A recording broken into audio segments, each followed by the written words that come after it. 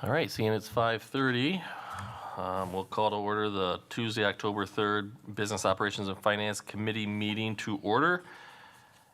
With that, Ms. Schopp, can we have a roll call? Yes. Tia Johnson is absent this evening. Brian Nichols, Here. Brian Anderson. Here. All members present except Tia Johnson. Thank you so much. We do have an agenda that's been presented. I would entertain a motion to approve the agenda, So moved. and I'll second. Any discussion? All right, we have a motion and a second. All those in favor signify by saying aye. Aye. Aye, that passes. We've had our minutes previously handed out. I would entertain, do we have any, first of all, do we have any deletions, additions, modifications, anything that you know of? I don't have any. I would entertain a motion to approve those, So moved. and I will second.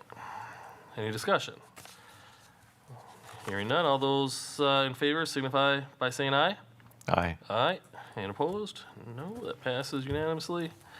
Move on to item 2A, August monthly financials. Mr. Chady, it's your time to shine. Thank you very much. Let me get this adjusted here for us. And we'll get to page 2. We'll come back to page 1 at the end. Gotta flip it.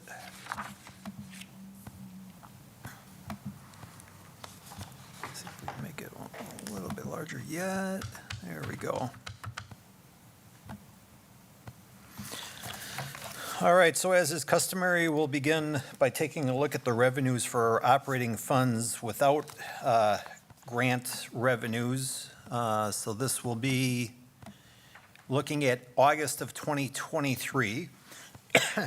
Again, first a reminder that the 23-24 budget, revised budget column that's displayed in the 23-24 is still reflecting the same values as in the 22-23 school year. The Board of Education adopted the preliminary budget earlier this month, or I'm sorry, last month now in September. So the revised budget has not been updated in the Skyward financials to reflect that, though it will be in September for us going forward. So a rather light month financially and activity-wise, as you can suspect, the month of August, no students being in schools.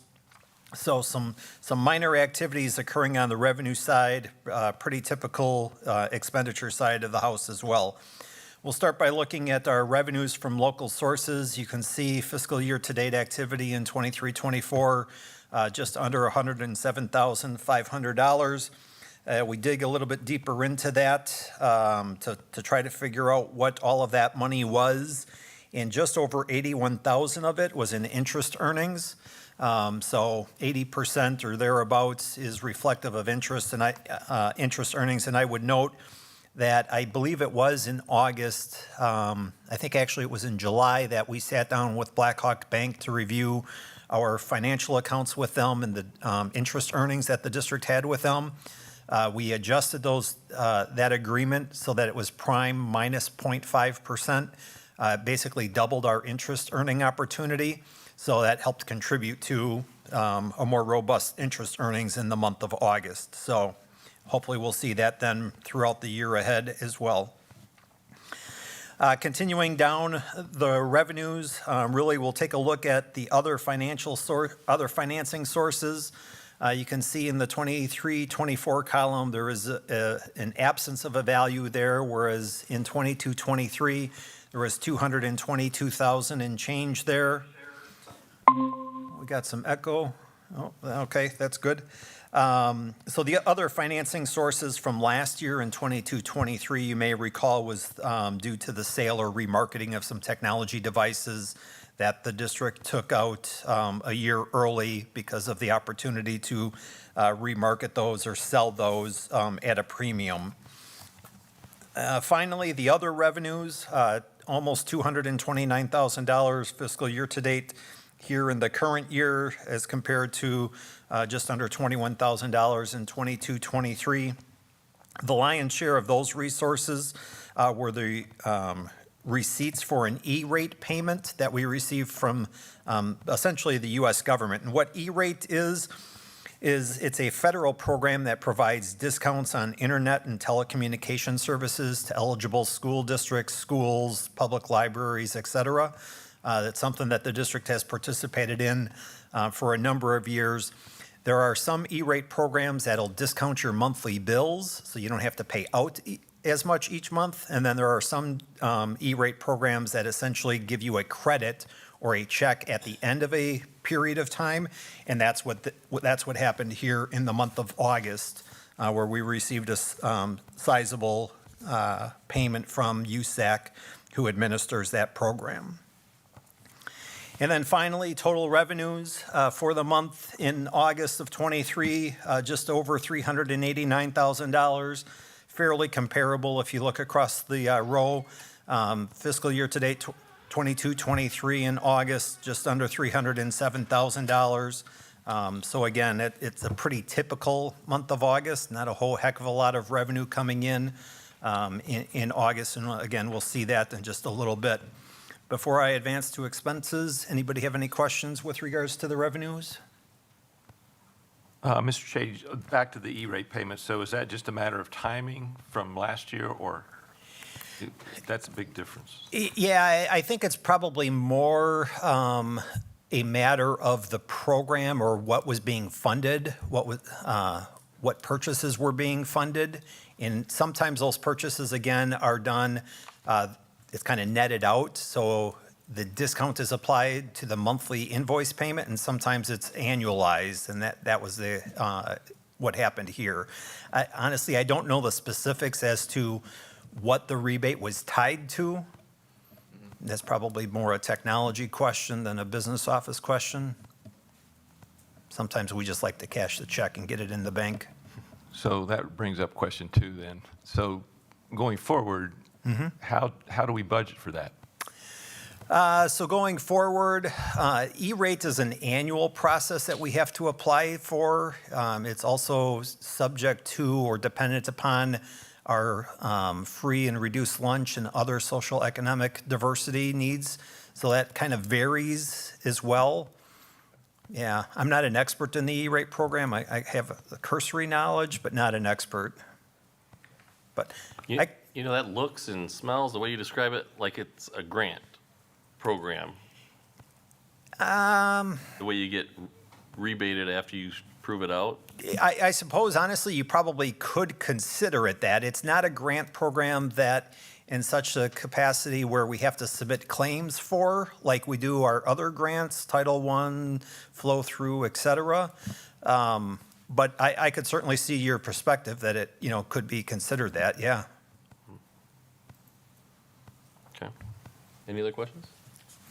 I just think the E-rate conversation is a little bit difficult to wrap a brain around because it is tied to the National School Lunch Program.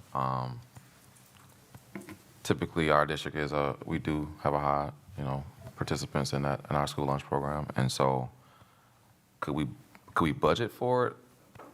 It's easy it'll be easy for us to say possibly we know we're going to get over, let's say, X amount of funds, but what if it's over that, And so then I don't know. I think it'll be a tough one. I'm going back to your question, sorry. It's kind of hard to pinpoint if we can actually budget for it. Yeah, I think it would be difficult to estimate, a logical financial value to anticipate from revenue. Thinking through the program, some of it's tied to services, so it might be, I'll just use Charter as an example. We get our internet service through Charter, but sometimes it's also budgeted to devices that you may be purchasing or leasing or hotspots that, we need to acquire to support student learning as well. It's attached to libraries as well. Yeah. It's attached to a lot of different things. And so my question that I can ask offline will come later. Thank you. Any other questions on revenues? Nope. I'll advance down to expenses. A little bit more to talk about here, simply because expenses kind of continue. So looking at August of '23 expenditures, salary and fringe benefits, the top row, you can see just over $1.75 million in activity here in the 23-24 school year as compared to just over 1.8 million in 22-23, so a reduction of about $45,000. That reduction likely due to a couple of factors. One, some of our staff positions that were vacant, and then also we had some reductions in health benefit costs. So that kind of all combines together to make up that $45,000 reduction there. Looking at our purchase services, the second row, you can see $1,475,000 or so in expenditures in August of '23 as compared to nearly $2.4 million in August of '22. And again, you probably have heard this before, and I'll remind you that we did move some of our contracted cleaning service expenses out of our general fund and transferred it over to our ESSER 3 grant. It is a grant eligible expense, so we're paying for that out of ESSER 3, whereas a year ago, it looks like we were paying for that out of the general fund budget. At some point in time, when that ESSER 3 grant is fully consumed, those expenses will have to return back to the general fund. So we'll see that down the road at some point as well. The next row we'll talk about that really has activity, the debt retirement, kind of right in the middle there, $172,000 or so in expenditures in 23-24 as compared to $434,000 last year, just simply due to a timing of interest and principal payments that were due, so a little bit favorable for us this year.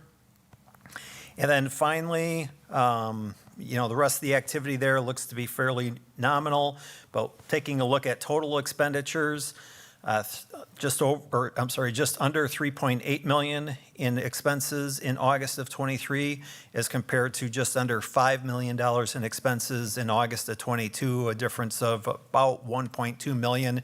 And again, keep in mind about 900,000 of that was tied to the contracted custodial and shifting that to the ESSER 3 grant. So before I continue on with the expenses, I'll take a pause and see if there's any questions.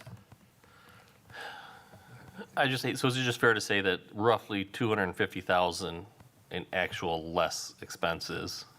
Like I said, by the time you bet, because the other one's just, that 900 was just shifted. Correct. Okay. Yes. Yep.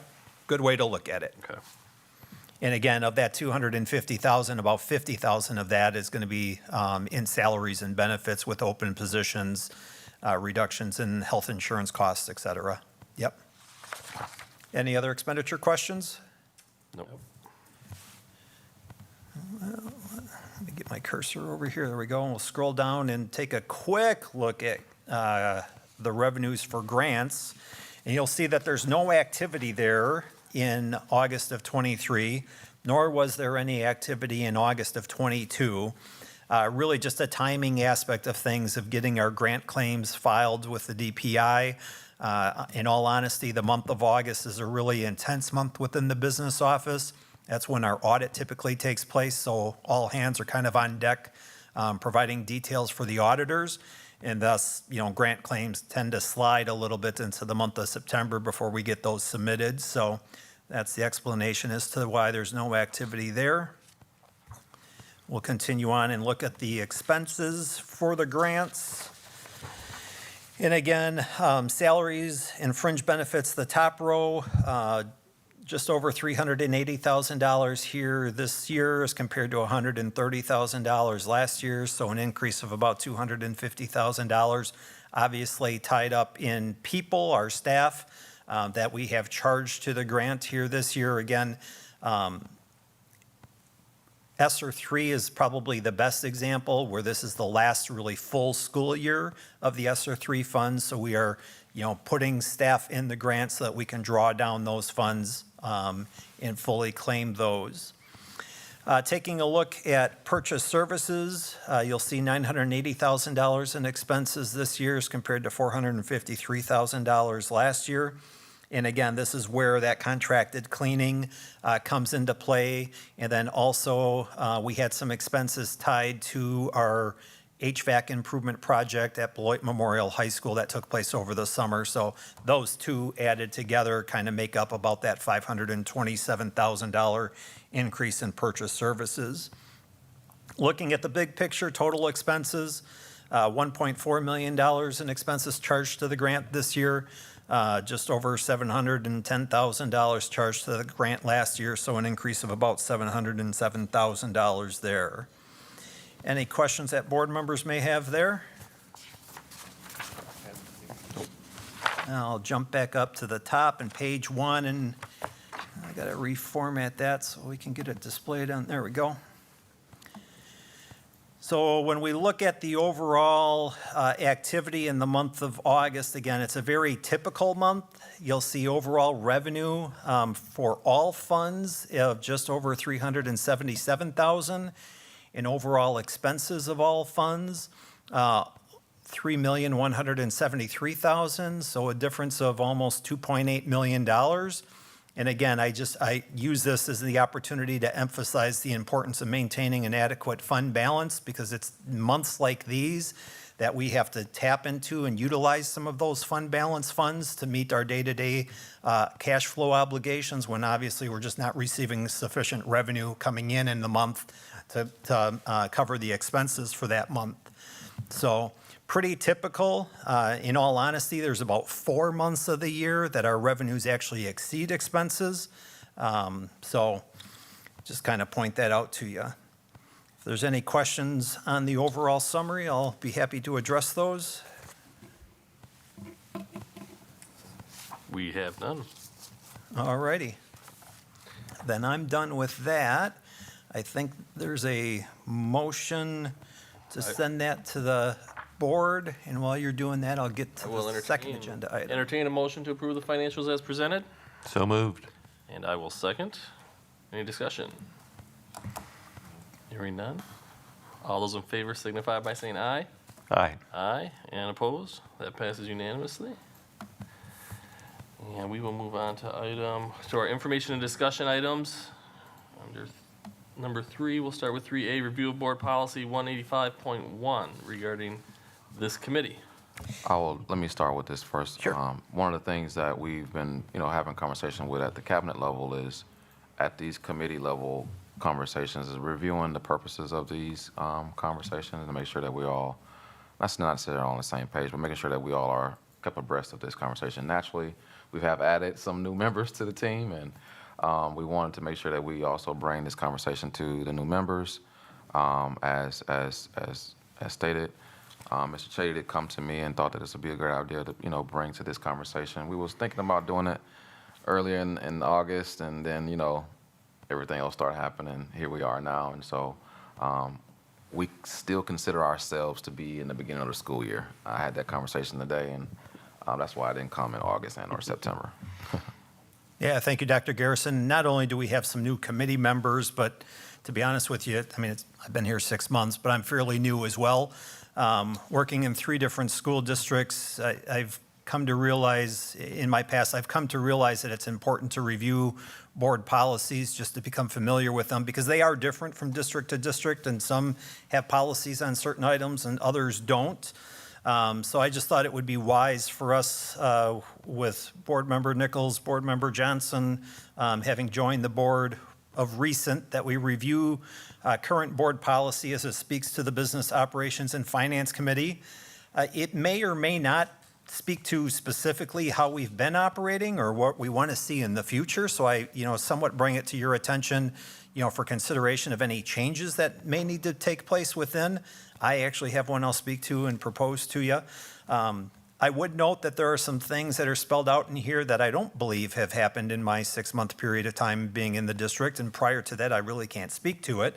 But it is stuff, it's board policy. Now that we're aware of it, we'll work to improve and to bring such matters before the Finance Committee here going forward as well. So not only are we doing this for your purposes, but just to let the committee know that I also, when I meet with my direct reports, either in facilities, in technology, in food service, we're also looking at board policies as well.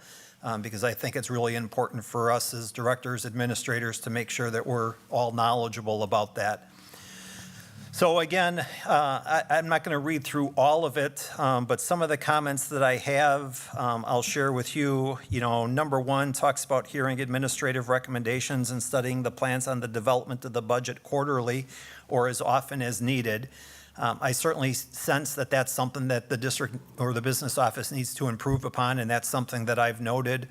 So hopefully as we get working on really the 24-25 budget, believe it or not, we'll start work on that probably the second week of November.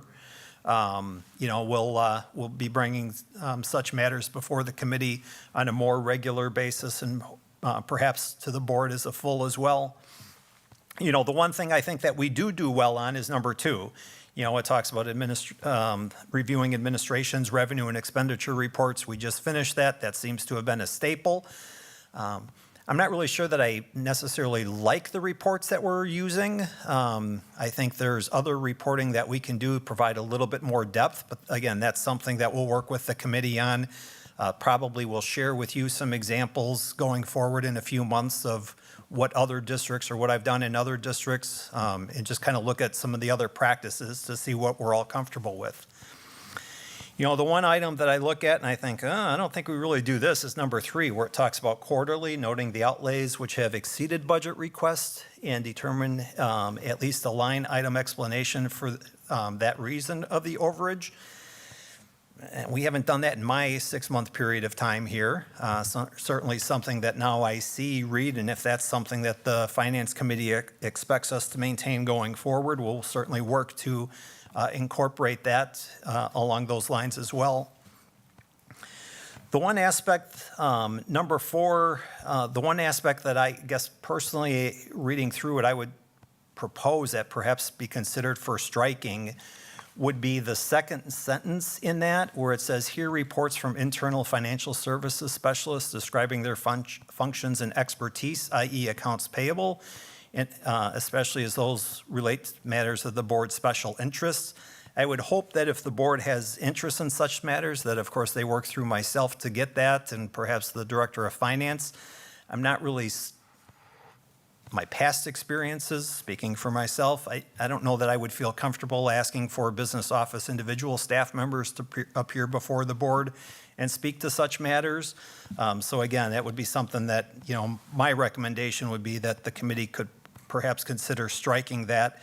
But again, this is your all's policy as the board. Looking at other items, you know, number 6 talks about studying and considering the immediate and unanticipated facility needs. Just some reflection and a recollection for the board members that we're currently engaged in a long-range facility master planning process with EUA Architects and Findorf as our construction manager. We anticipate being back before the board probably in the next 6 to 8 weeks with some outlooks as to what some of those needs are. So we're hard at work on that. And corresponding to that is number 7, where it talks about annually study and evaluate the 10-year facility plan. Personally, I'm not aware of a 10-year facility plan that exists or that's relatively current in the district. However, I do know that as a result of the long-range facility master planning process, that will be one of the outcomes of that. So we'll have a 10-year facility plan hopefully here by the end of the calendar year, and then we'll make sure that we get that before the board at least annually and perhaps even more often moving forward. Then the last items really talk about purchasing and selling property. I guess I look at number 9 and I think, oh boy, studying recommendations regarding site selection, development, and perhaps more importantly, the retirement of facilities. You know, and corresponding to that is number 8, selling of properties. And your mind probably jumped to McNeil and Wright School as fast as my mind did as well. So that's likely to be something before the committee that we'll have to look at, you know, going forward is, you know, what is our intentions with those facilities? Are we going to be able to repurpose them, use that internally for the benefit of the community? Or are those properties that the district should look to dispose of and sell? So again, just to kind of this is what the policy says. There may be things that are missing that you as committee members think we ought to work to include in the future with any revisions, but again, just wanted to have a good review of that for all of our sake, so. So questions from the board. I know we're, necessarily talking about policy, and policy is something that the entire board has to adopt.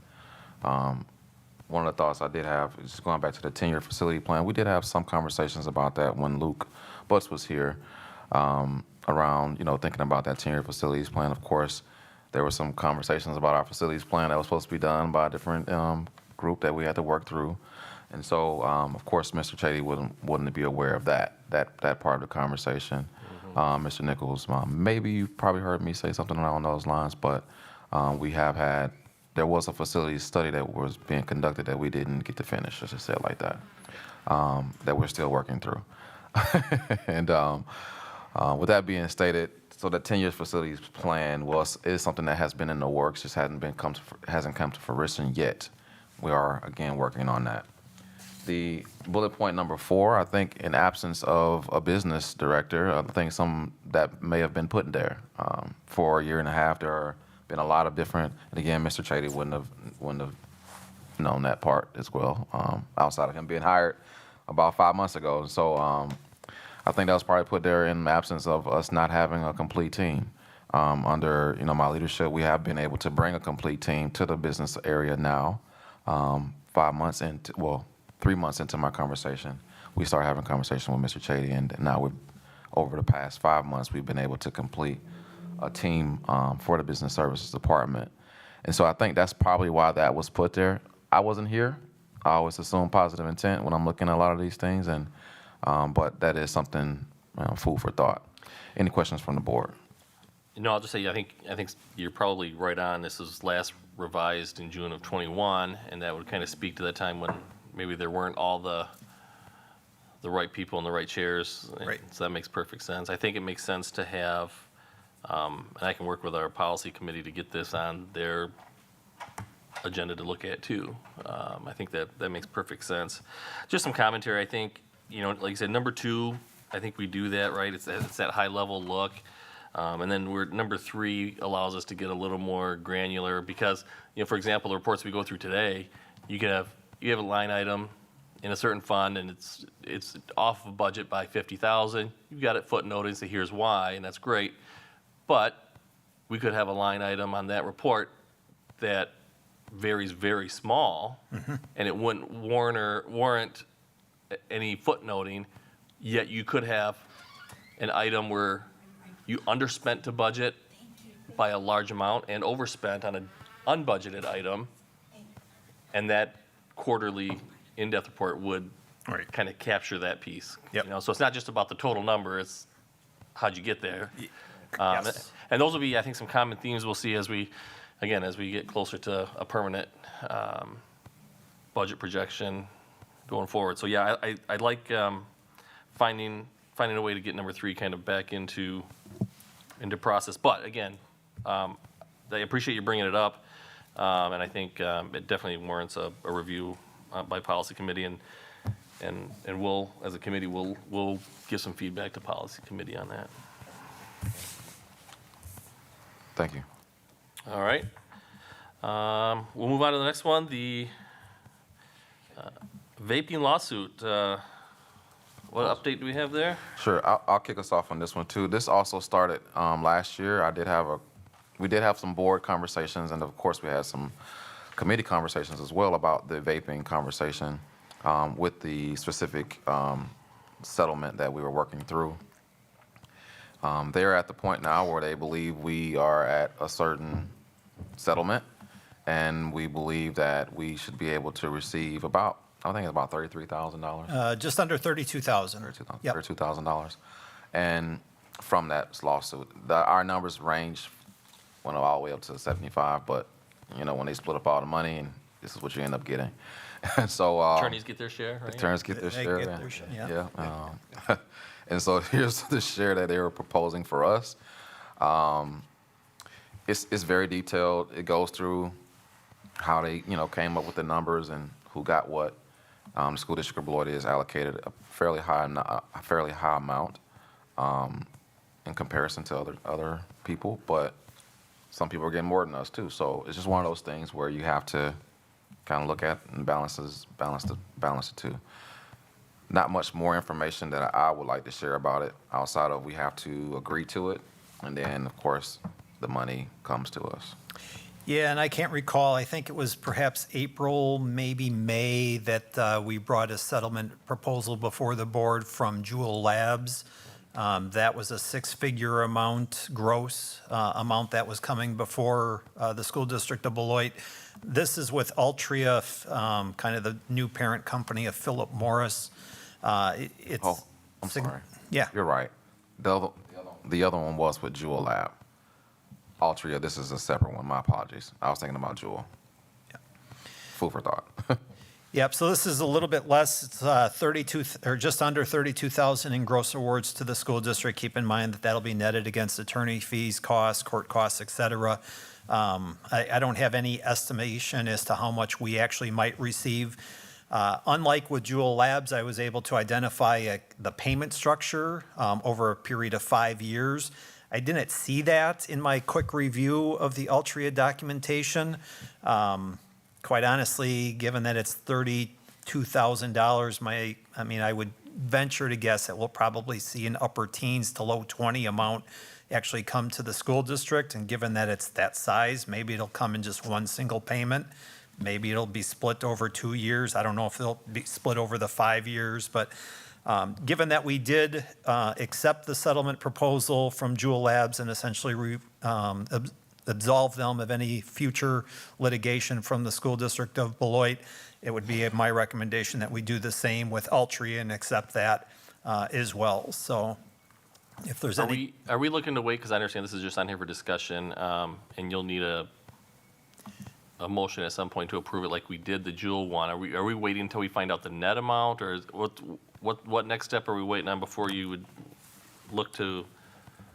We certainly could wait if that was the desire. My understanding was that I think we have until a date in November to notify the corporate law firm that's doing this case that we have accepted.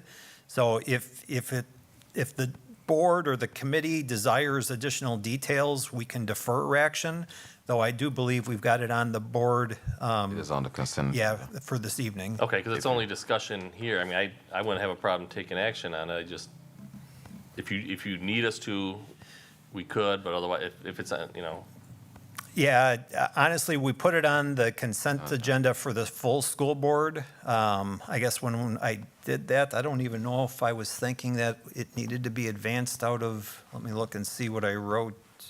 So typically. Oh, I did put on the board report recommended action to move to recommend accepting the settlement offer with Altria and forward it to the school board for their full consideration and action. So okay. that would be the appropriate course of action. Okay. Well, I think if we've got quorum, so we can certainly take action on it. Right. Any other questions for him on? No, I don't have anything else. I can't. It looks pretty straightforward. Okay. Then I would entertain a motion to advance that settlement proposal recommendation to the full board for consideration. So moved. I will second. Any discussion? All those in favor signify by saying aye. Aye. Aye. And opposed? That passes unanimously. Thank you. All right. Mr. Cheney, we got some Blackhawk Bank items to talk about? Yeah, so, Mr. Anderson, you're probably well familiar with the corporate authorization resolution that financial institutions frequently require account holders to complete, especially when there's changes in the officers or in those parties that make transactions on behalf of the school district or the account holder. So Blackhawk Bank reached out to me about 3 or 4 months ago with regards to doing some corporate authorization resolution updates. You may recall, I think we did this about 5 or 6 months ago to get me on the account, kind of in that interim period of time. When Blackhawk reached out to me about 4 months ago, I said, yeah, we need to do it, but not yet, because at that point in time, our Director of Finance position was still vacant, but I knew that we were approaching having Stephanie Elwood on board with that.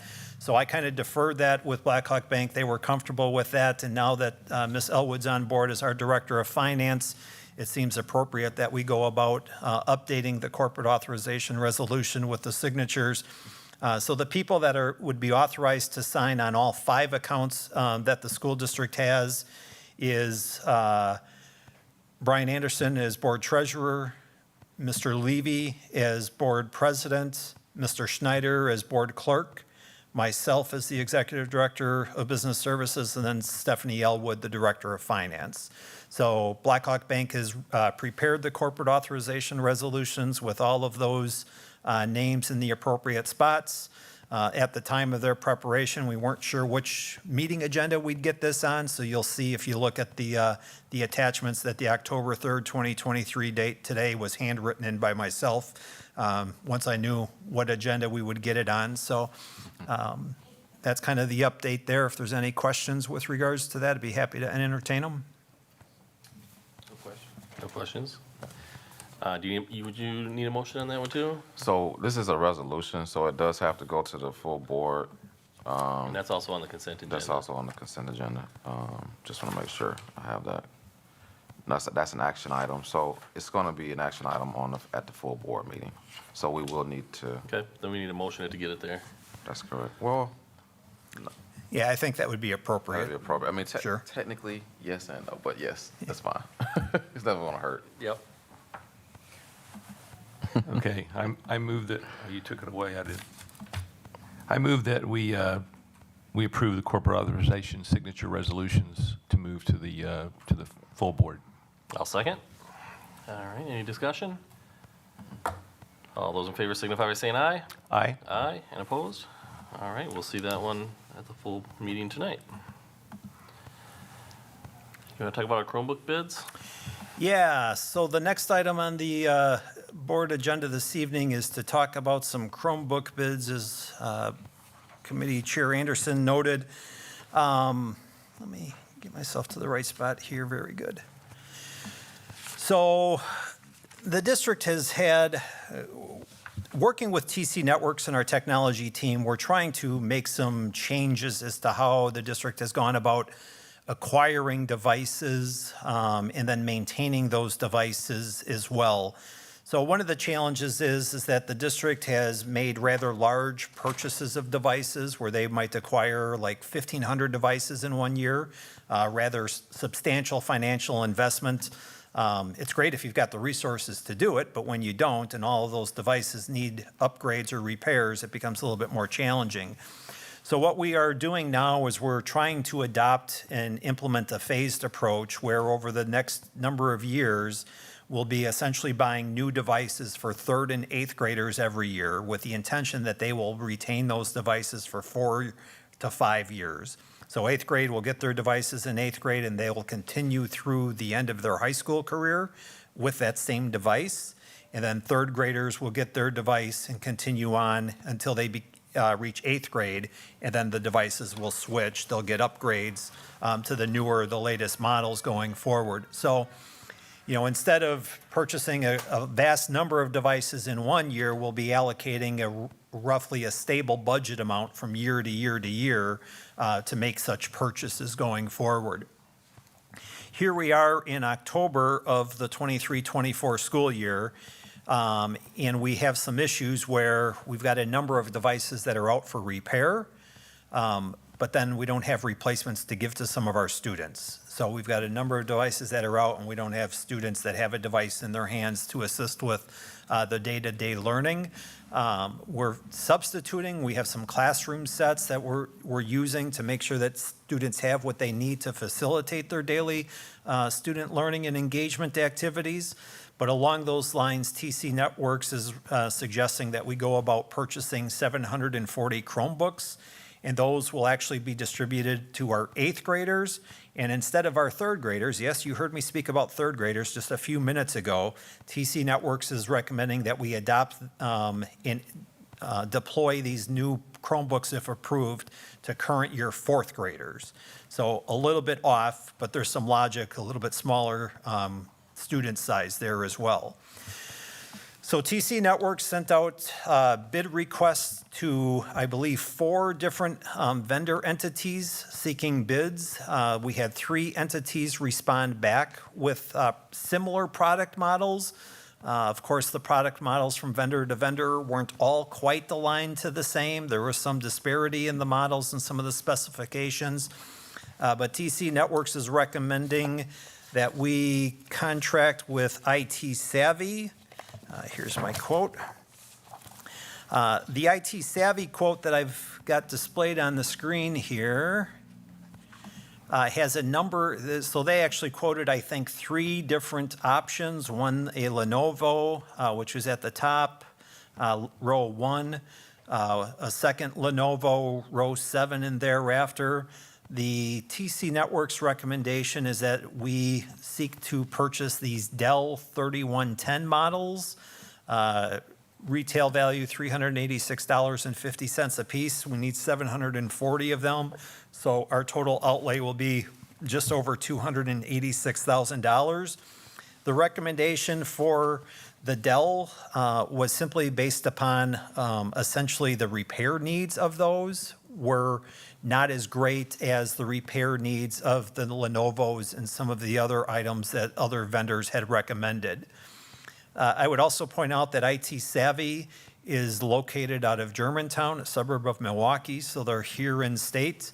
I didn't push IT Savvy, though my prior district, the Marshall Public Schools, also utilized IT Savvy quite extensively for our technology needs as well. So it seems pretty predominant in the state, a good company and one that we really haven't had issues with. So that's the recommendation. And again, that I know, let's see. Did we get that on the full board meeting? I can't It's not, this is a first conversation. Okay. We'll have another conversation about it in discussion with the committee next month, and then we'll go from there. Give you Very all some good. more time to kind of look at this. Any questions that I can try to answer? Do you have anything? Maybe? Well, one question, so, and I'm not a tech guy, so between, you know, TC and the work you've put in, I've got no reason to think that that recommendation isn't fully justified. I guess my question is, where does this land in the budget? So this is, so within the technology budget in Fund 10, General Operations Technology Budget, they have resources allocated for the purchase and replacement of devices like this. So it is budgeted in the 23-24 budget year. So, because you said typically we had budgeted, you know, every 5 years and we buy this great big amount. So when's the last time we bought that large amount that we talked about earlier? I believe that we made a substantial purchase with ESSER funds, gear funds. Okay, so within, I would say the last year to 2 years, the district has made some rather substantial purchases of technology. So the thought would be, this, you know, obviously prices go up and everything, but the thought would be, if all things stay the same amount of students hitting that 8th grade and 3rd grade, you'd have, this would basically be an annual expense. Right, yeah, I mean, if you look at budgetary horizon looking forward, I would say, you know, we're probably budgeting $300,000, some marginal increases for inflationary cost adjustments, you know, for like the next 5 years. And that would kind of be the annual investment that the district would be making into our technology, you know, essentially taking those older devices out of service and then purchasing them with new devices that incorporate the technology of the day. And then those old devices, depending upon what we do with them, you know, some districts are able to remarket those and sell those. You can get some marginal value out of it, typically not a lot on Chromebooks after 4 to 5 years, to be honest with you. Some districts, to be very, you know, also provide students and families the opportunity to just keep them, right? So instead of remarketing them and getting $15 for a device, Or paying the disposal fee yeah, if it's really not worth anything. right, yep. So, Okay. Yeah, I think that's all I have. Oh, I'm sorry, I do have one other question. So we talked about 8th grade and 3rd grade. This year, start with 4th grade, but you didn't really touch on why. I think the fourth, so if I recall correctly, I remember Jake from TC Networks talking about 3rd grade was more hands-on devices with like touch Apple products. This is for the primaries, and then the uppers don't have the touchscreen. It's appropriate for younger kids to be doing this, for the upper, and then the older kids. But that changes next year then? Well, they currently have the primary ones, so I'm confident. Got it. And I think the number of students in those grade levels also align better to try to even out costs as well. So I think that was a consideration that we also looked at. Okay. All right. Any other questions? So is 300,000 what we have in the budget for 23, 24? I mean, yeah, I believe it's actually greater than that, yes. okay. Yep.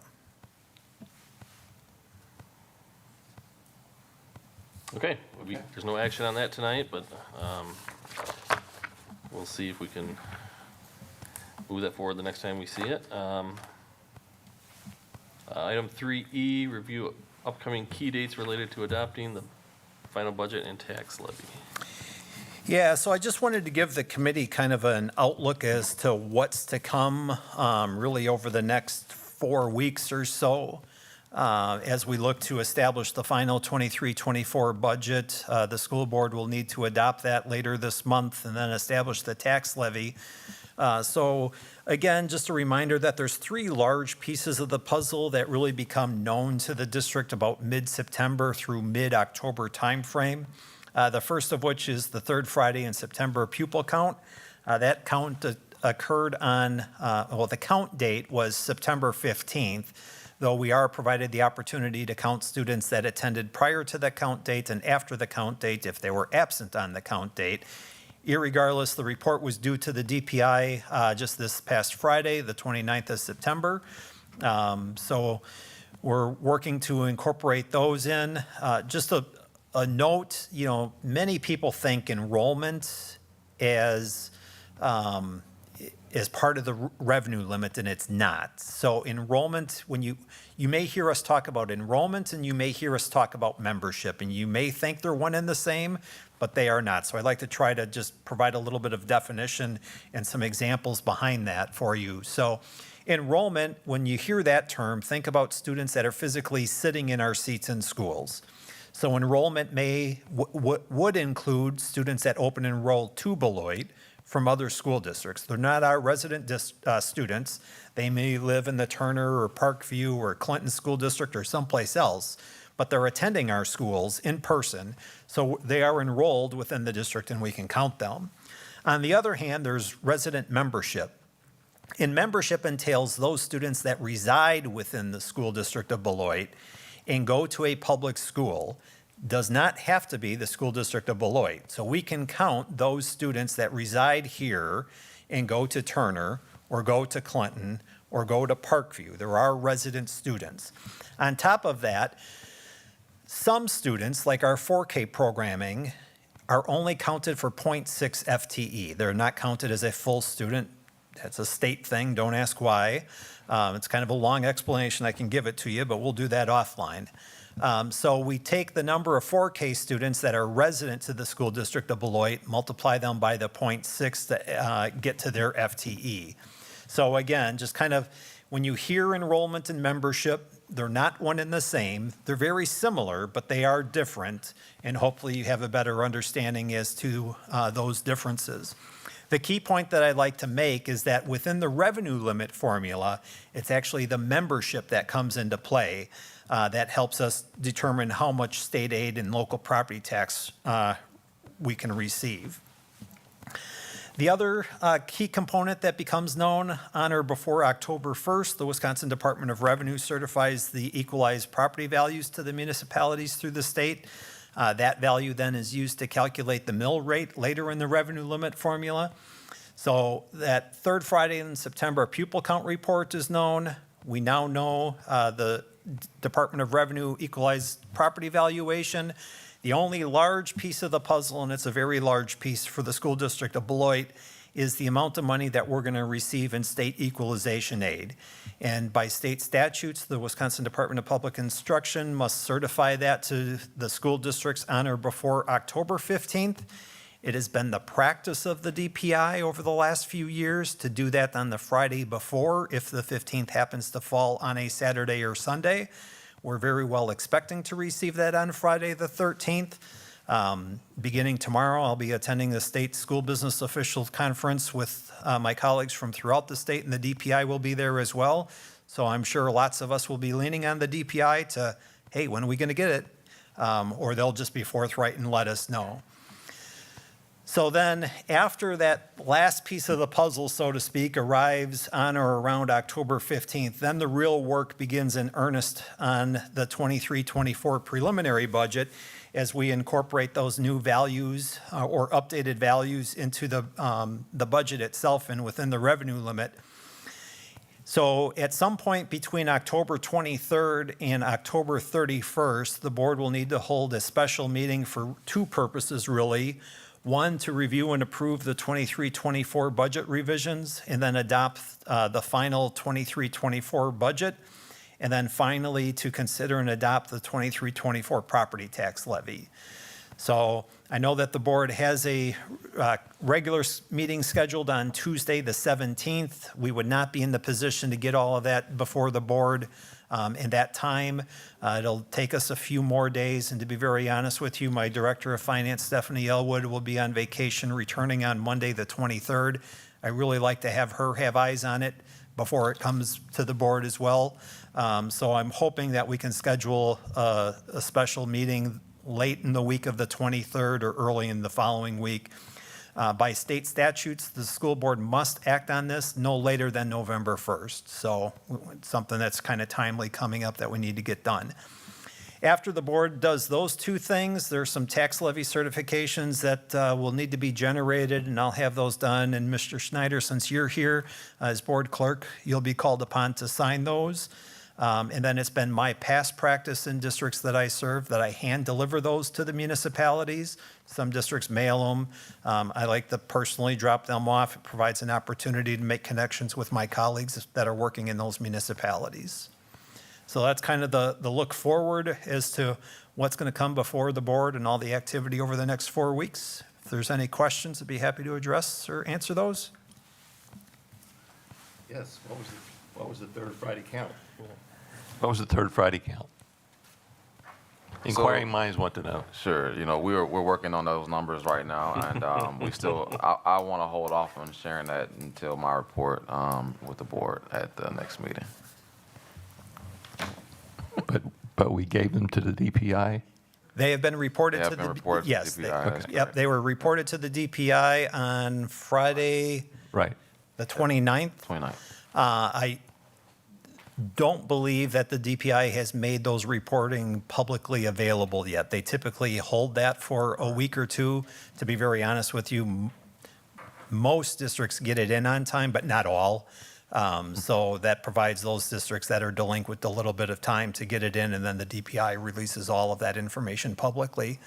But yeah, I do believe that the board will have access to that soon. Just one thing, we're going to have a pretty short window, like we always do, for the board to take action between the 23rd and 31st. And I guess I would just, want to see, maybe there's more than one revision, right? So we're gonna get something, a revised budget from you. So as soon as that could get into our hands ahead of that meeting, I just want to make sure that all 7 members have a chance to, really understand it. We have a board norm of understanding what we're voting on, and I want to make sure there's enough detail in there and enough time for us to digest it, so that if we have questions, you also have time to field whatever questions we might have, so that everybody, it's going to be a busy week, for your office for sure. and I just want to make sure we give it enough time to be responsive to it, so. Yep. That's it. Any other questions on? No. Okay. Well, thank you for a bunch of good information tonight, Mr. Chady. Appreciate that. You're welcome. I'm glad we can get through it all in the time permitted. Yeah, and we'll move on to item 4, meeting closing. Our next meeting date is November the 7th. November 7th at 5:30 for this committee. And with that, I would entertain a motion to adjourn. So moved. And I'll second. Any discussion?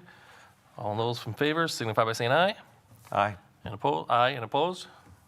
That passes. We are adjourned. We will get about 6 minutes before the HR meeting begins.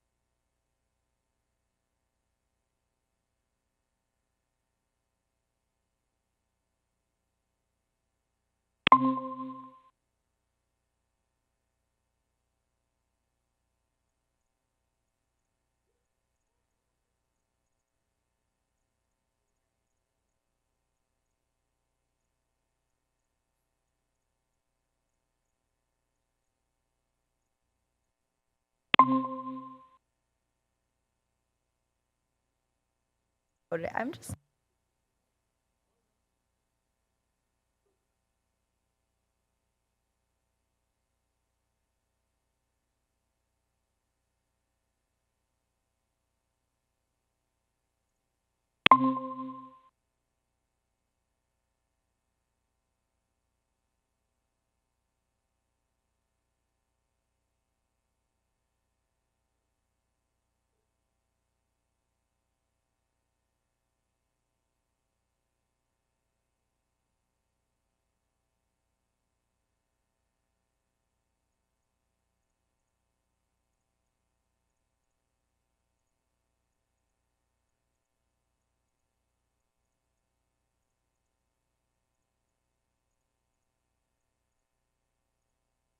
All right, we're all back. I see Brian online. And so the Human Resources Committee has reconvened in public session in order to take any action on items discussed in closed session. First, are there any items for discussion for public discussion before we take action on A and B? I have a few questions. For Exhibit A, thanks for sending the email about the edit, because I wouldn't have looked at it again. But one, if someone could remind us of LTC, and then with that edit in the note for the status, what's the difference between 1 year due to license status, LTC, and 1 year LTC? I'll start the conversation. LTC stands for Limited Term Contracted Teacher, and I'll then turn it back over to Mrs. Almendares. Good evening. Yes, that is correct. So those are limited term contracts. The only difference between the 1 year for license status and the one that does not have license status included is that this individual is a transfer in, and we wanted to retain the ability to provisionally have them on board for a year before committing to a regular contract. But the person that you're referencing already has the license. Yes, ma'am. Perfect. Thank you. Of course. And then I don't have any other questions for A, but I do have questions for B, so I'll yield the floor if anyone has questions for A. Any other questions for A? Okay, Exhibit B. Okay. Quick question. There are several instances on B where the positions are split. So the SEB coach, the Just Say No, the Link crew, and then also the SEB coach at Todd. If all of the people who are involved in the split are not listed, should we assume that they are already, it's a continuing addendum for them? That is correct. Okay, thank you for confirming that. And then can you just confirm, because some of the addendums we don't see because they're continuing, we only see the new ones, that we're not over our number of capped positions per the addendum for each building? So we do keep track of that internally to ensure that we only have the allotted number for each one per school, or as they are broken down. Perfect. And then just two other things. One, just because I'm not familiar, what is the first ladies at Todd? Does anyone know? If not, someone can email me later, I but can just email you that. curious. Thank you for sharing. I can email that. Okay. And then the last question is, one of the leadership team positions at Gaston is listed as principal's choice for $500, but then directly under it, there's a second leadership team for Gaston, which is correctly listed at $1,200 per our new addendum. So I'm just wondering why that first one is $700 less. So the principal's choice are a fixed amount. And so if they want to add a third leadership position to their building, then it would come out of the principal's choice budget, which is the $500. So the leadership team has a cap number of positions that you can have. Let me just pull that up to make sure I'm looking at the right one. So you're saying that if they exceed those $1,200 allotments, then they'll put someone else on the team and only pay them $500? So the principals, just as with first the principal's choice for first ladies, the principals have a choice as to what they want to spend those fixed amounts of principal choice positions. And if that is what they feel the need is, it is based on that because there isn't another 1,200 allotment for their building. So we have already, just to confirm, reached that 5 per site cap for leadership team at that building. And you're saying they want a 6th person, and that 6th person is okay with doing the same work but receiving $500 instead of $1,200? Correct, because there isn't another position for leadership team member. Okay, thank you so much. Sure.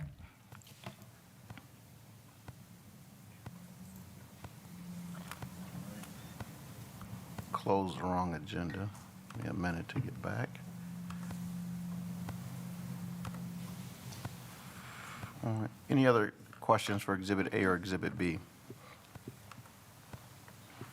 All right, is there a motion for Exhibit A and Exhibit B?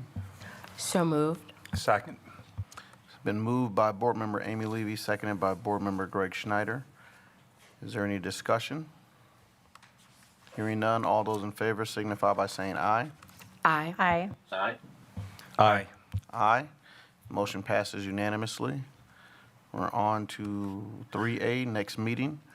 The next meeting of the Human Resources Committee will be Tuesday, October 17th, 2023, at 6:30 PM. Is there a motion for adjournment? So moved. Second.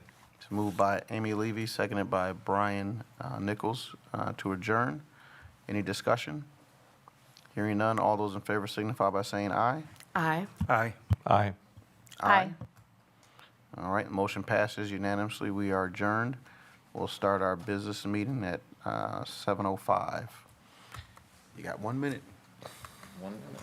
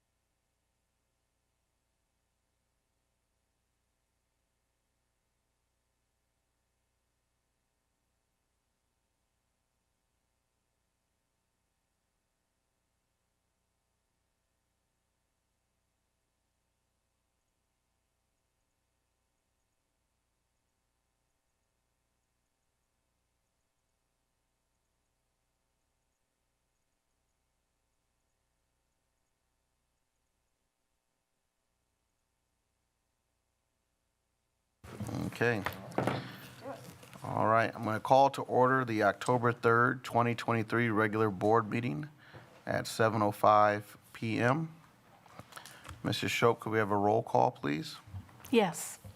Tia Johnson's unable to be here this evening. Brian Nichols, Here. Brian Anderson, Here? Megan Miller, Present? Amy Levy, Here. Greg Schneider, Present. and Sean Levy. Present. All members are present except Tia Johnson. Okay. I need to read our public announcement. The Board of Education would like to let our families and viewers know that our regular board meetings are being simultaneously interpreted. You can watch the Spanish interpreted meeting through the link found at the board website under the Watch Meetings tab with tonight's date. In order to accommodate this interpretation, we will be monitoring the pace of our meeting to allow time for the interpretation. And I would like to remind our board members and others speaking to please speak one at a time. Thank you so much for your consideration and understanding. All right. Is there a motion for the approval of the agenda? So moved. Is there a second? Second. Okay. Moved by Board Member Greg Schneider and second by Megan Miller. Is there any discussion? Hearing none, all those in favor signify by saying aye. Aye. Aye. Aye. Aye. Motion passes unanimously. We're now on to D, our Pledge of Allegiance. I'll lead us in our Pledge of Allegiance. Pledge allegiance to the flag of the United States of America and to the republic for which it stands, one nation, under God, indivisible, with liberty and justice for all. All right.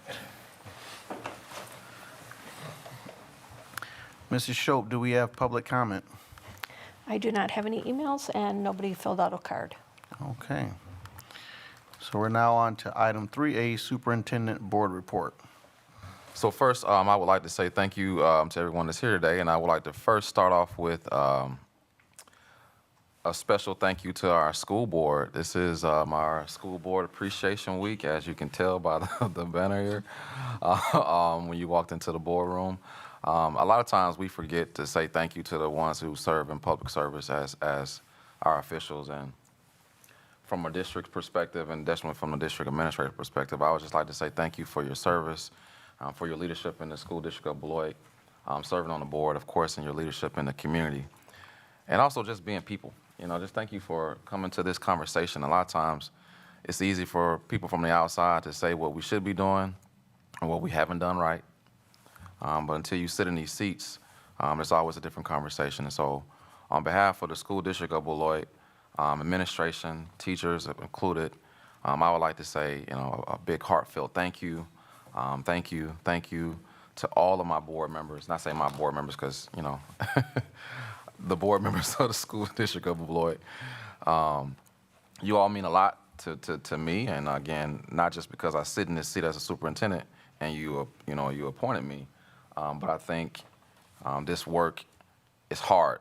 And again, sometimes a simple thank you can go a long way. And so hopefully you all feel that appreciation, not just from the school district, but also in the public throughout this week. And this is just a token of our appreciation.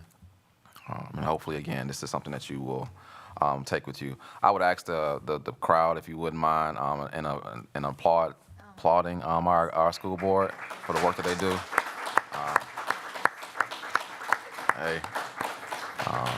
Again, it's hard work, and again, any public official that understands it's not easy. So again, thank you for your service to the district. Now I would like to move into my next thank you, which is actually real special to me. We celebrated this week our homecoming, and our homecoming gave us an opportunity to celebrate our students and alumni.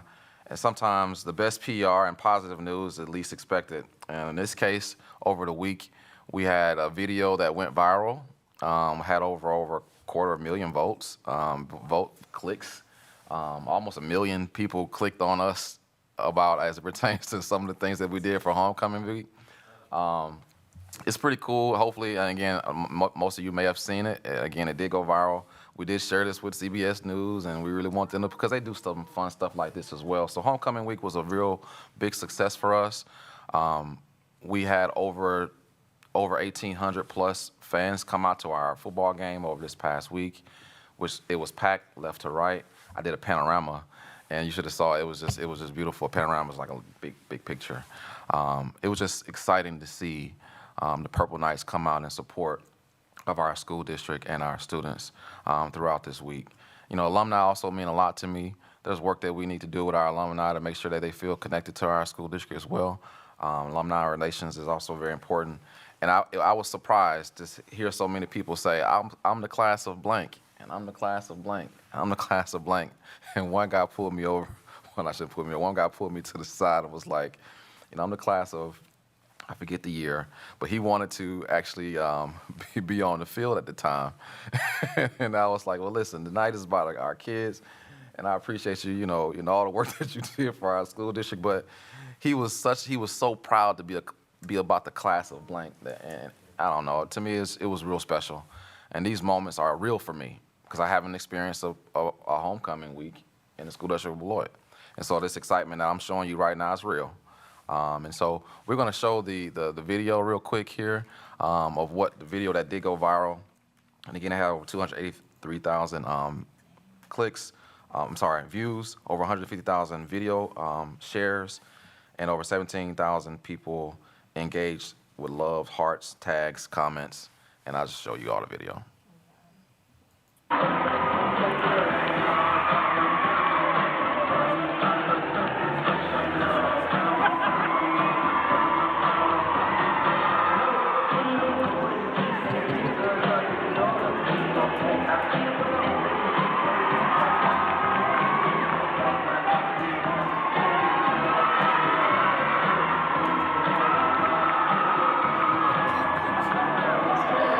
They still got it. They still got it, you know?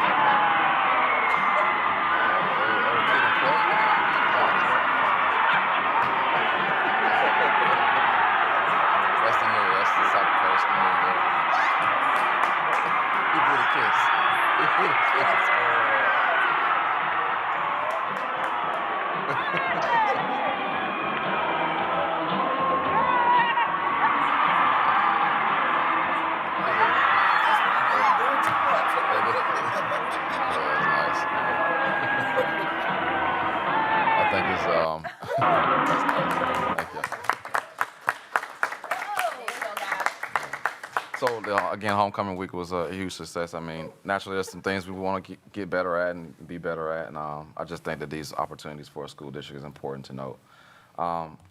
Also, just want to bring it to the conversation real quick before I go to the members here in the crowd. I do have a exciting event this Thursday with coffee in connection with the superintendent. As you know, I came in last year in November, and naturally, everyone know that we hit the ground running. And I didn't do a lot of things that I would normally do that I think a superintendent should do, is just try to make additional connections with the community. And although I was doing it, you know, in my office or going meeting people, that type of thing, but from a connection with the community as a whole, those are some of the things that I wasn't able to do. But I will have a coffee and connecting opportunity with the superintendent this Thursday, October the 5th, I believe, from 5:30 to 7:30, right over here at the Beloit Public Library. If you want to come out, I have a few things I want to share with you just in pertains to who I am, you know. I think sometimes people see me and oftentimes I operate very systematically, and I'm a real person, you know, and so getting to see me in a different light, hopefully people will be appreciative to that opportunity. So that's the coffee in connection with the superintendent. Additionally, over this past month and a half now, I've been inviting a lot of different people to the conversation to just show my appreciation and thanks to our reconfiguration efforts. Our reconfiguration efforts was all hands on deck, and it took a lot of people pulling in the same direction in order for us to get the ship into the water to get going to a different destination. With that being said, tonight I would like to thank our transportation department first.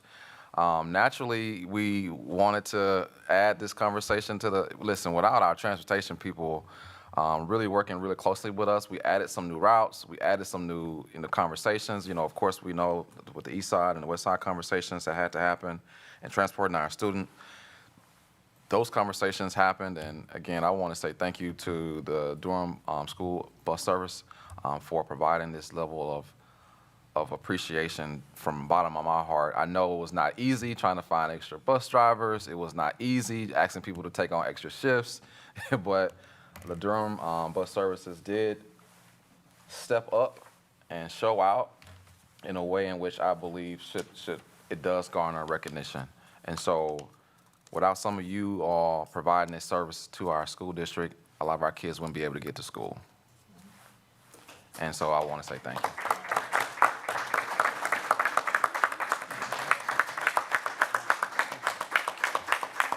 So I do have one additional gift. Mrs. McCoy, please come up. Jessica is our, I like to call it all things transportation in the school district. And I do have a certificate here that you can share with your team in appreciation and dedication to your services. It's a nice certificate for your team. Thank you so much. Thank you.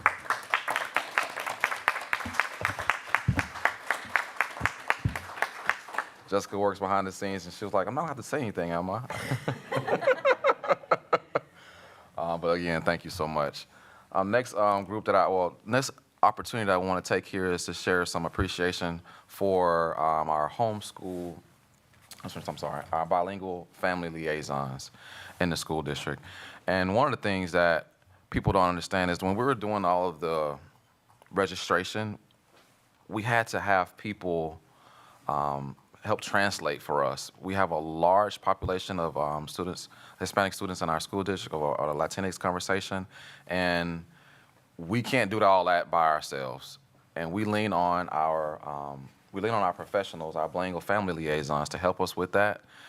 And this was a way for us to, again, to say thank you. But additionally to that conversation, I would also like to thank Mr. Basso for his leadership over the many years as well. Mr. Basso has led this, Bosco, sorry, I say Basso, he knows, I'm sorry, Bosco, he knows, it's Bosco, thank you for correcting me, I appreciate that. Mr. Bosco knows that I appreciate his work and that he's done for our school district in this conversation. It's oftentimes, it goes unnoticed, but if we didn't do some of the things in this conversation, I don't think we would be prepared to service all of our students. And if everyone has heard me say this, service at the highest level is my expectation, period, at the very highest level. And if we ever miss that, I feel like that's on me. And this conversation, this happened before me, and it was led by, Mr. Tony here, Bosco.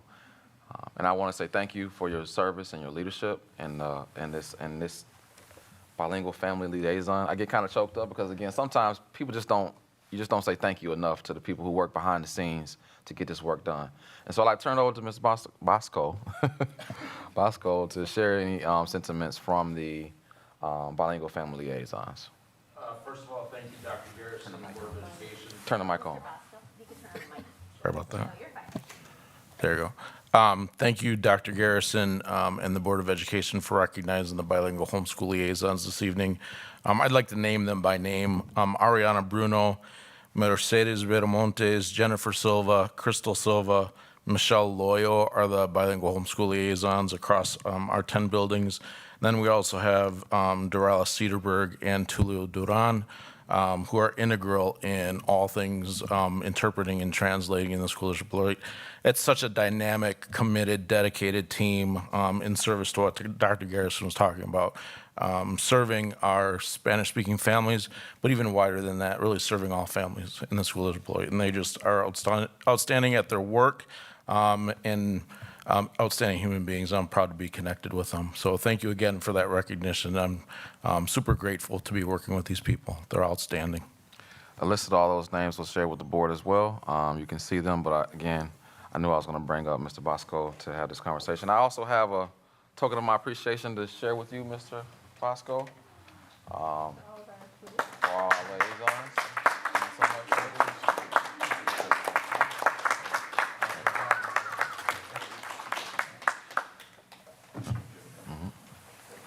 again, the work that happens behind the scenes oftentimes need to come to the forefront.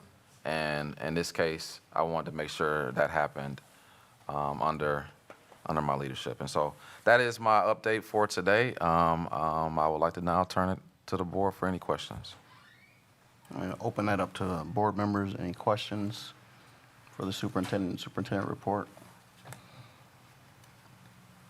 I mean, thank you so much for taking the time to offer these appreciations. I mean, just so important. And I mean, I think it's important to highlight nothing happens in our school district without all of these people and all these. And again, it's a whole community thing, right? We all have to come together. And honestly, like in the last 3 weeks, I haven't gotten like a ton of phone calls, but the phone calls that I've gotten, because apparently things are going really well, have been about how transportation has been working, and certainly like ways that we can work with it, and just it's just so integrally important. And actually also the other phone call I had was about Ms. Loyo and how amazing she is, and just like how integral all of these pieces are to serving all of our families and our kids. So just really thank you, Dr. Garrison, for creating this space, and thank you for all of you for being a part of our community and working for our babies.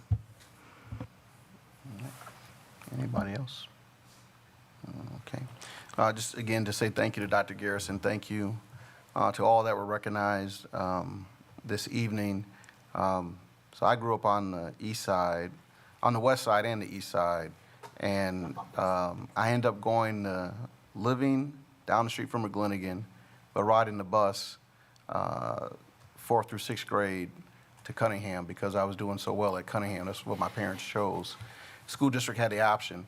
And so one of the things that just saying like is in this decision that we had to make, for me, riding that bus for 3 years, it's not ideal. It's not what we wanted to have kids to do, but to thank the bus drivers that are transporting our kids.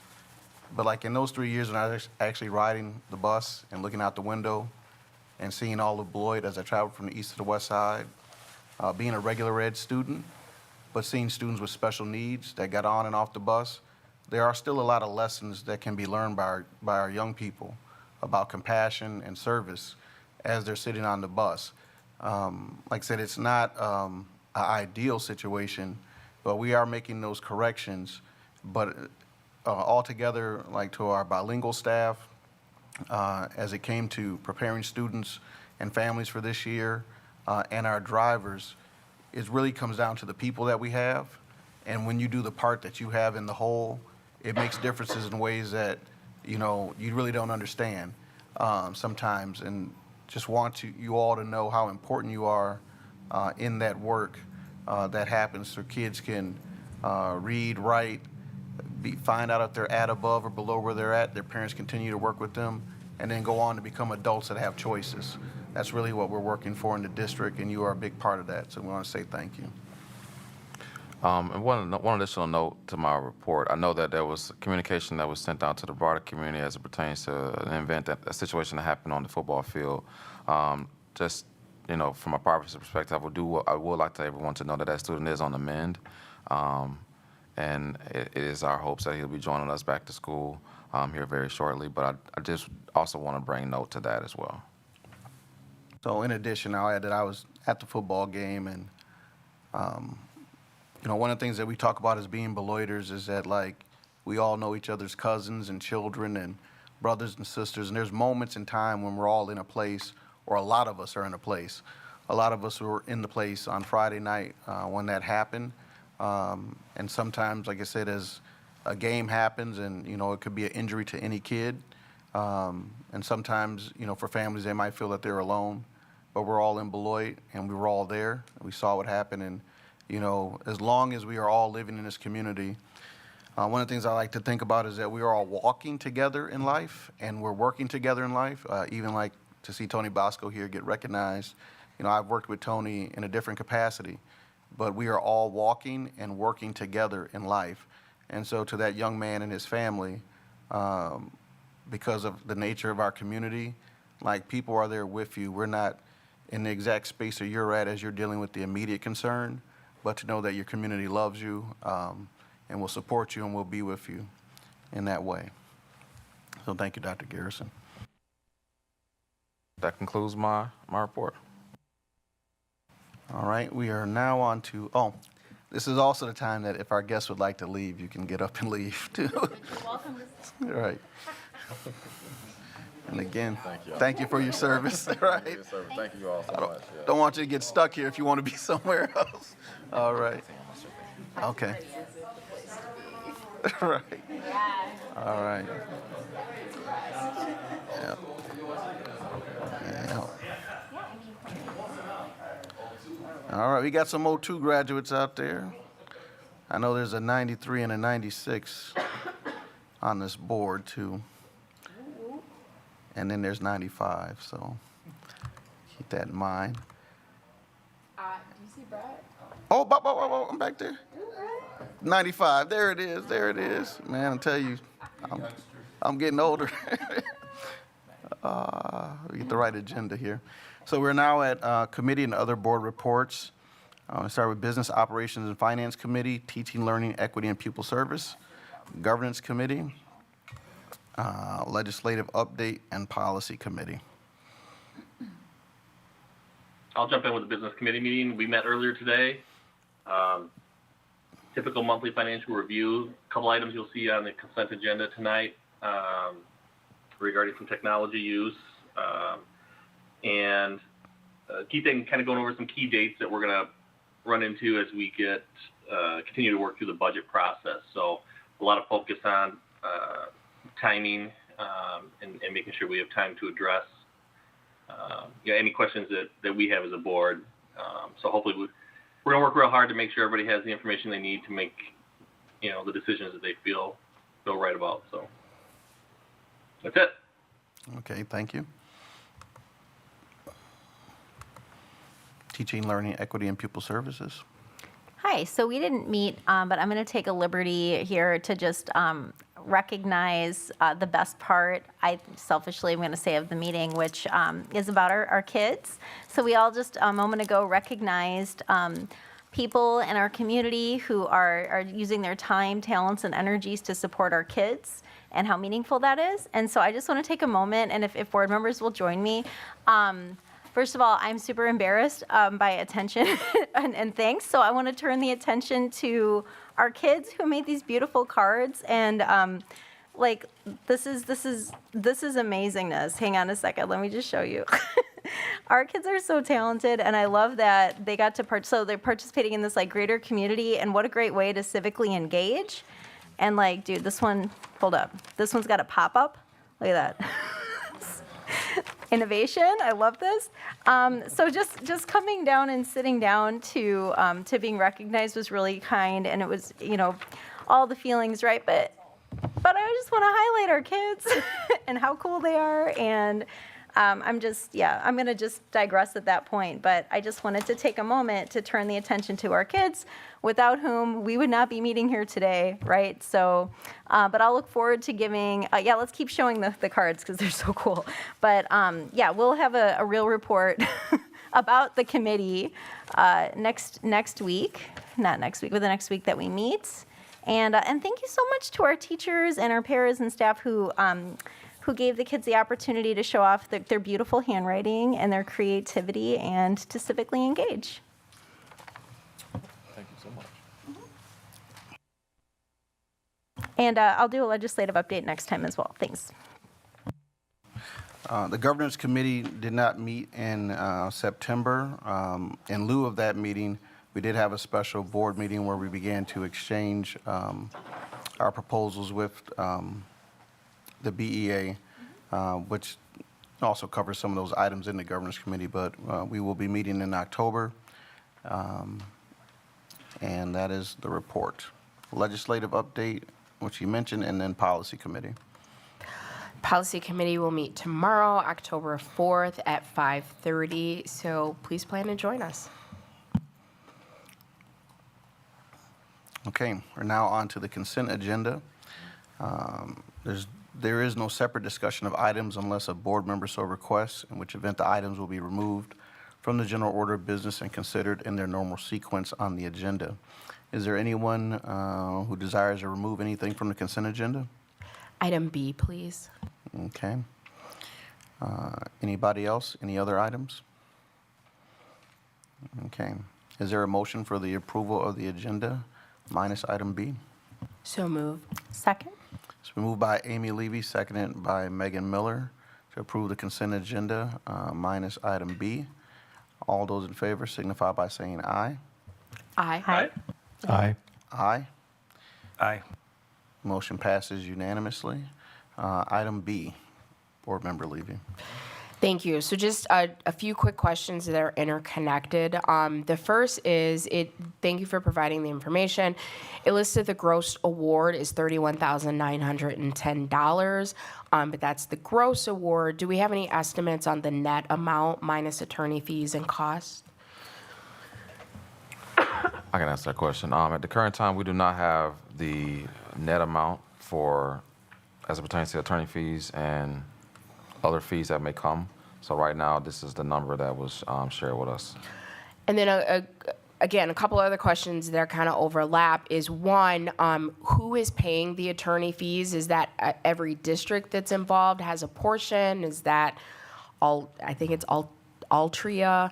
And the reason I asked that question is that under the right of termination of the agreement, Altria could terminate the settlement agreement, and there's a few different scenarios for which that could happen. One of them is if not enough plaintiffs agree to the settlement and do the paperwork in a timely manner. So that leads me to the question, are lawyers still involved, and is that tab still running? Because I don't want us to get to a place where we have more in lawyers' fees than the $31,910 gross that we're supposed to get from the settlement. It's a good question. I don't know how many people have turned in this legislation yet. But typically what they would do, and I can't speak for all situations and all law firms, but they'll let us know if we're getting to that point as well. Some type of notification will come from them saying that not enough people signed on, and or it's getting to that point where it's not beneficial for them to continue with the settlement. And so, Mr. Chady, is there anything I'm missing in that thought?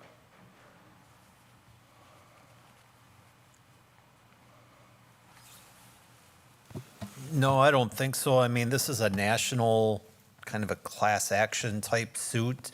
So the school district of Beloit is just one party to the suit. There's literally probably Hundreds. thousands in all likelihood. So as it stands currently, the school district of Beloit's due to receive $31,910 gross awards. You're right, there's both national council and local Wisconsin council costs that'll come out of that. I'm not sure what those expenses will be. I don't even know if there's really a good way to estimate it. I mean, I think during the finance committee, my anticipation is that we'll see kind of a high teens to low 20,000 that'll actually flow to our coffers. But what that number is precisely, I'm not sure that there's a way to figure out. If I recall correctly, I think National Council is looking for responses from parties to this action to respond back to them sometime in November. So we're a little bit ahead of the game, but there certainly may be other districts that perhaps would not choose to participate and retain their own ability to seek legal recourse against Altria. Thank you.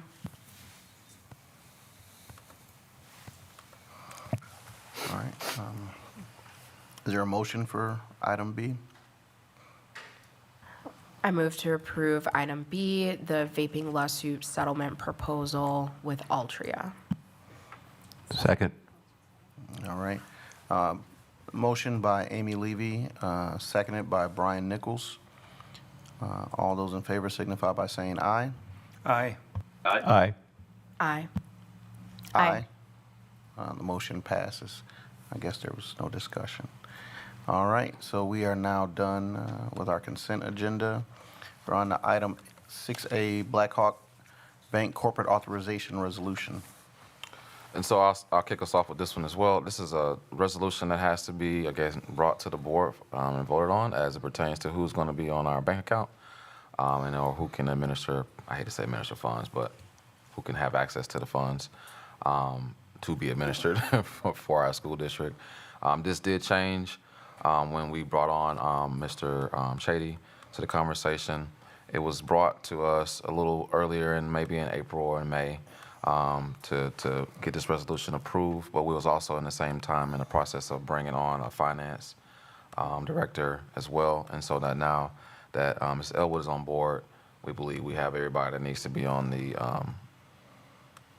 resolution for possible signatures. Any questions from the board? Yep. Okay.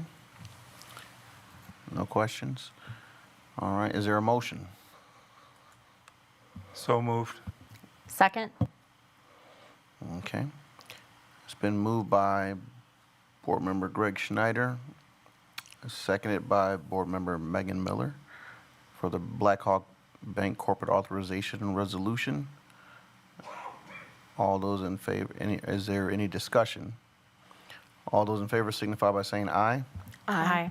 Aye. Aye. Aye. The motion passes unanimously, so there's required signatures. We'll make sure we sign those this evening, those of us that are here. We're on to item 7A, future board meeting dates. Teaching, Learning, Equity, and Pupil Service Committee, Tuesday, October 17th at 5:30 p.m. Human Resources Committee, Tuesday, October 17th at 6:30 p.m. And our regular board meeting, Tuesday, October 17th at 7 p.m. We're now at item 8, executive session. A motion may be made and a vote taken to convene the Board of Education into closed session pursuant to Section 19.85, parentheses 1, parentheses C, of the Wisconsin State Statutes relative to considering employment, promotion, compensation, or performance evaluation data of any public employee over which the governmental body has jurisdiction or exercises responsibility. Is there a motion? So moved. Is there a second? Second. It's been moved by Megan Miller and seconded by Amy Levy. Mrs. Shope, could we have a roll call vote, please? Yes. Brian Anderson, Aye. Brian Nichols, Aye. Sean Levy, Aye. Megan Miller, Aye. Amy Levy, Aye. Greg Schneider. Aye. Motion carried unanimously. Okay. The Board of Education will be convening in closed session and will also adjourn from closed session this evening. So we are done with our public portion tonight. Thank you.